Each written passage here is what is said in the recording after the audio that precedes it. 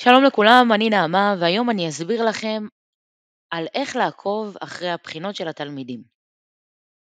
אז זה מערכת המורה כמו שכולכם מכירים. במערכת המורה יש לנו אפשרות לראות את רשימת התלמידים. את זה כולכם יודעים. עכשיו ניכנס לקטגוריית הבחינות.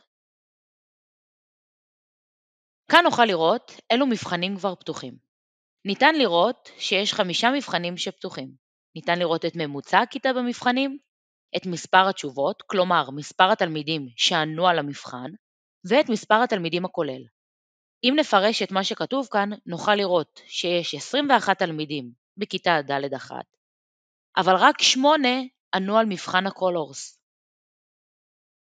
ניכנס למבחן הקולורס, ונוכל לנתח לעומק את המבחן. אני יכולה לראות את שם התלמיד, מתי התלמיד הגיש לי את המבחן, מה הציון שהוא קיבל באוצר המילים, מה הציון שהוא קיבל על כתיב, והציון הממוצע. נוכל לראות גם ברמה יותר סטטיסטית. נעבור לקטגוריית הסטטיסטיקה. כאן נוכל לראות פר מילה את הקושי מנגד לכך את הקלות של התלמידים לעומת המילים שמופיעות להם במבחן. אז במבחן הקולורס אלו המילים שמופיעות. אני יכולה לראות שבאוצר מילים יש לי את אחוזי ההצלחה וגם באיות. בוא נמיין כדי שיהיה הרבה יותר קל על ידי לחיצה על הקטגוריה. אז אני ממיינת ואני רואה שאת המילים black, brown, colors עד המילה purple הוא קל יותר לתלמידים באוצר המילים.